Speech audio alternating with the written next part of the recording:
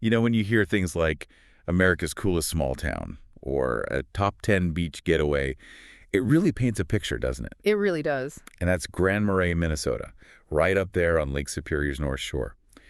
It just sounds like a place packed with things to discover, perfect for, well, for listeners like ours who want to get to know a place quickly but thoroughly before maybe heading out to explore. Exactly. And that's what we're aiming for today. Yeah, our mission, you could say, is to give you that concise but really comprehensive look at Grand Marais. We'll cover the history, the key sites, those little interesting facts, basically enough to get you excited about maybe planning a visit. Absolutely. Think of it as your curated intro. We've pulled together info from all sorts of places, hiking guides, local tips, stuff from the Grand Marais Art Colony and North House Folk School, Okay. details from Wikipedia, the Cook County tourism folks, the DNR, even local news like WTIP and an economic study too. So wide range of sources. Yeah, trying to get a full picture. Great. So let's start at the very beginning. Before it was even called Grand Marais, the Ojibwe people called it Gichi-Biti-Tubig. That sounds quite specific. What's the meaning there? It is specific. Gichi-Biti-Tubig, it translates roughly to great duplicate water or maybe double body of water. Double body of water. Yeah, and it's believed to refer directly to the two distinct bays that make up the harbor there. It really shows how closely the original inhabitants observed the natural landscape. That makes perfect sense. Yeah. Okay, then later, the French-Canadian voyagers came through, and they brought the name Grand Marais. How did that name come about? Well, there are a couple of ideas floating around. Grand Marais literally means great marsh in French. A marsh. Possibly. There might have been a significant marshy area near the harbor back in the fur trading days. Or another interpretation is that it referred to a sheltered water area. Ah, like the natural harbor itself. Exactly. Given how protected that harbor is by the rock formations, that makes a lot of sense too. It was a vital safe spot for travelers on Lake Superior. So maybe great marsh, maybe great shelter. Interesting how different groups saw and named the same place.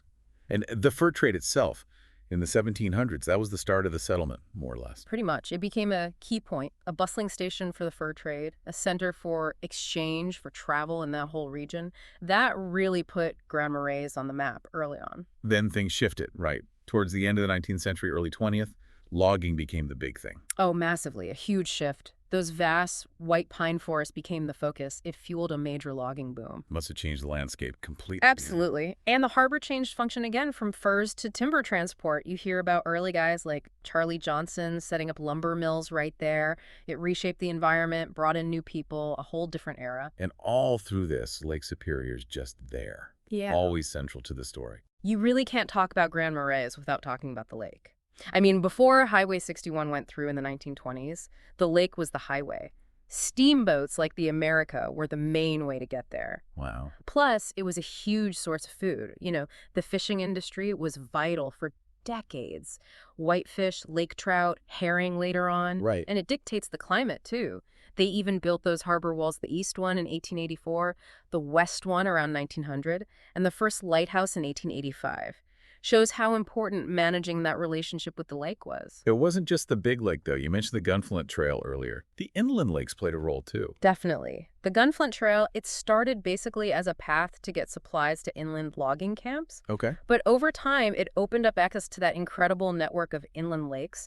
And when Gunflint Lodge opened back in 1924, that really kicked off the tourism aspect. People started coming for canoeing, fishing. The Boundary Waters experience. Exactly. And later, skiing, snowmobiling, dog sledding in winter, it added a whole new dimension beyond the town itself. Jumping forward a bit, there was a pretty significant fire downtown relatively recently, wasn't there? April 2020. Yeah, that was tough. It took out several well-loved businesses right in the heart of downtown, the Crooked Spoon Cafe, White Pine North, Picnic, and Pine. Oh, wow. It was a real shock, a reminder of how vulnerable places can be, but also you really saw the community pull together. There's been a lot of effort focused on rebuilding since then. Good to hear.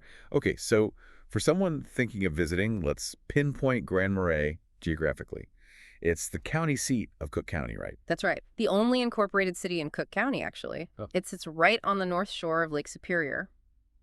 Crucially, it's where the Gunflint Trail begins its journey inland. Gateway to the wilderness. Pretty much. And the Superior Hiking Trail passes nearby, making it a major hub for hikers. You've also got Judge C.R. Magny State Park just up the shore. And the landscape right around town?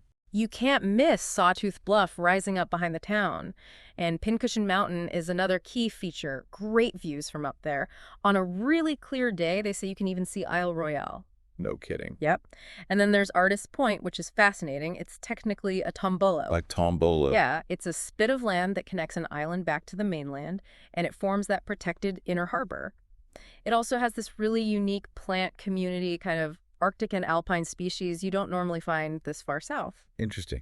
And getting there is mainly Highway 61. Highway 61, the North Shore Scenic Drive, is the main road. It's about 110 miles northeast of Duluth and maybe 38 miles or so southwest of the Canadian border. Gotcha. You mentioned the lake's effect on climate earlier. Can you elaborate on that? What's the weather typically like? It's really noticeable. Grand Marais has what's called a warm summer, humid continental climate, but Lake Superior acts like this giant thermostat. Well, it keeps things cooler in the summer compared to inland areas, and actually warmer in the winter. It's often one of the warmest spots in Minnesota on a cold winter day, and one of the coolest in the summer heat. Huh. That's kind of counterintuitive for Minnesota. It is. But that huge body of water just moderates everything. That said, you still get extremes. The record high is apparently 100 degrees Fahrenheit, and the low is down to -35. So it's still Minnesota, just moderated. Right. Okay, let's shift to the main attractions. What really draws people there today? Outdoor activities seem huge. Oh, absolutely huge. If you love the outdoors, Grand Marais is sort of a paradise. People talk about it having access to some of the best canoeing, cross-country skiing, and hiking in the world. High praise. It is. You've got the Superior Hiking Trail right there, easy access to the Boundary Waters Canoe Area Wilderness. Yeah. It's a major jumping-off point. Let's talk hiking specifically. There must be tons of options. Any recommendations for, say, day trips? Loads. For easier, really accessible hikes, Artist Point itself is great right downtown, lighthouse views, cool rocks. Cascade River State Park is amazing, lots of waterfalls, including some hidden ones, and you can hike up Lookout Mountain via the SHT for great views. Okay. Honeymoon Bluff up the Gunflint Trail is perfect for sunset or maybe catching the northern lights over Hungry Jack Lake. Oh. Then there's High Falls on the Pigeon River, tallest waterfall in Minnesota in Grand Portage State Park, and it's even ADA accessible. Oh, that's good to know. Yeah. And Devil's Kettle in Judge C.R. Magny State Park, that unique waterfall where half the river just disappears. The mystery wall. That's the one. Plus, Pincushion Mountain for those big lake views, good for snowshoeing too. Magnetic Rock Trail is kind of quirky and fun for families, also on the Gunflint. What about slightly more challenging hikes? Sure. You can access longer, tougher sections of the Superior Hiking Trail from places like Letson Mountains. Trails like White Sky Rock or the hike up to Lake Agnes offer steeper climbs and really rewarding overlooks. Fantasia Overlook is another good SHT option. Caribou Rock Trail gives you views over Bearskin and Moss Lakes. And for serious backpackers. Well, then you're looking at longer stretches of the SHT or maybe even tackling parts of the Border Route Trail. Lots of multi-day options. Sounds like you need to be prepared for anything weather-wise. Definitely. Even in summer, the weather off Lake Superior can change fast. Layers are key. Rain gear, good hiking boots, maybe binoculars for wildlife. And always, always practice leave no trace principles. It's important to remember this is the ancestral homeland of the Anishinaabe people. Good point. Any other outdoor fun besides hiking? Oh, yeah. Agate hunting is popular on the beaches. 5 Mile Beach is a known spot. Letson Mountains has an alpine slide and a scenic gondola ride in season.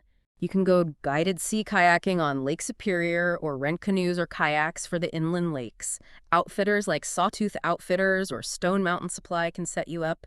There's the Gitchigami State Trail for biking. And winter. Skiing, both downhill at Letson and cross-country everywhere. Snowshoeing is huge. And just keeping an eye out for wildlife, you might get lucky and spot a moose. It's not all wilderness, though, is it? Yeah. Grand Marais has this reputation for being kind of artsy and quirky. It really does. It attracts a lot of creative folks. I think the landscape inspires people. The Grand Marais Art Colony is a big part of that. It's actually the oldest art colony in Minnesota. Wow, didn't know that. Yeah. So browsing the local shops and galleries is a must. Places like the art colony itself, Drury Lane Books, Big Lake Gallery, Sivertson's. Lots to see. What about North House Folk School? I hear about that too. North is fantastic. They focus on teaching traditional northern crafts, woodworking, boat building, fiber arts, foods. You can take classes from a few hours to multiple days. It's very hands-on. That sounds really unique. It is. They also offer daily sails on their traditional schooner, the Jordis, when the weather's good. And you'll often just see painters set up with easels out on Artists Point. Capturing the scenery. Exactly.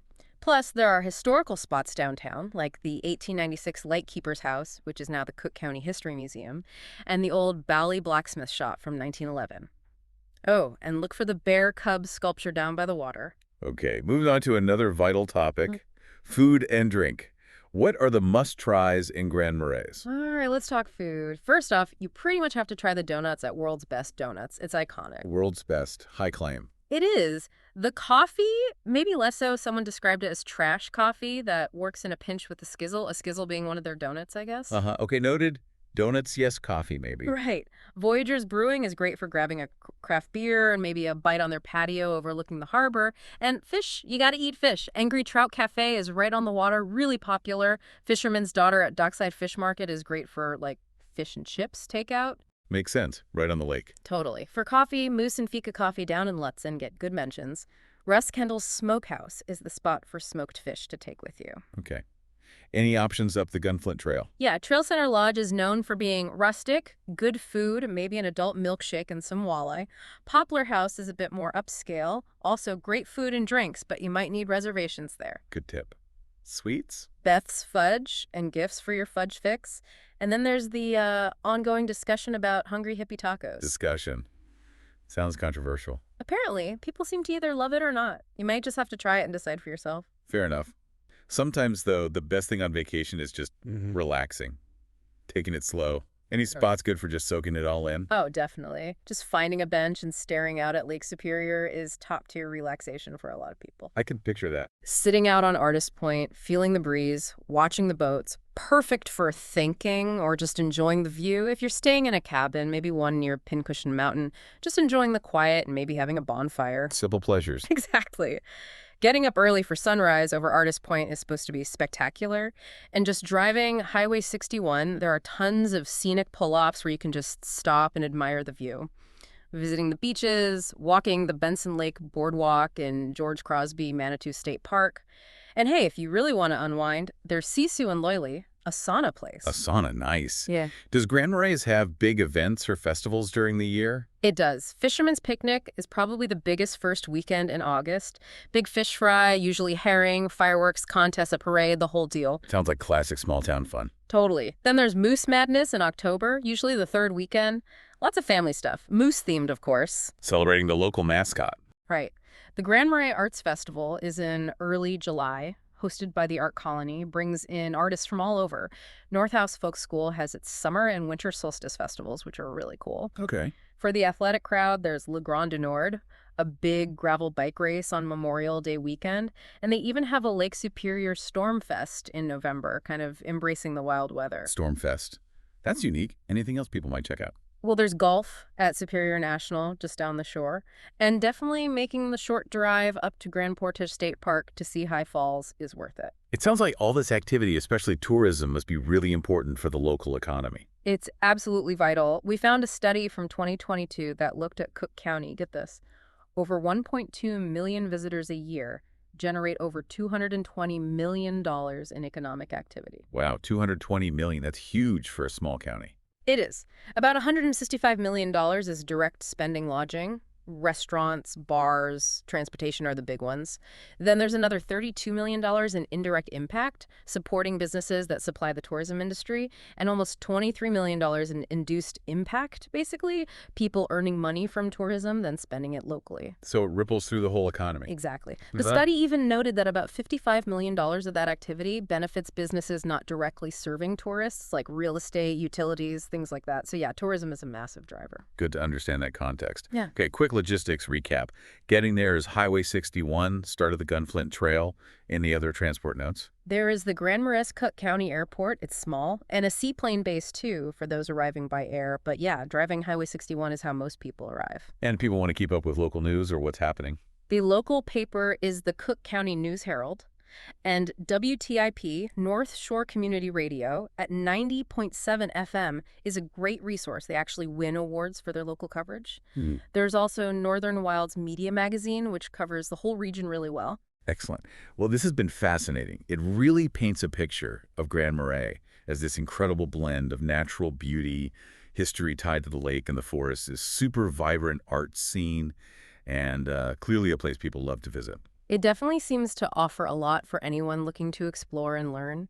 You've got the deep history, the stunning scenery, the hands-on culture, the outdoor adventure. Something for everyone, really. I think so. And maybe that leaves our listeners with something to think about. With all these different facets, the unique geology of Artist's Point, the craft traditions at North House, the stories held in the old lightkeeper's house, the vastness of the lake and the forests, what part of Grand Marais sparks your curiosity the most? Hmm. Maybe that's the thread to pull if you decide to dig even deeper or, plan that trip. What specific story or place is calling to you?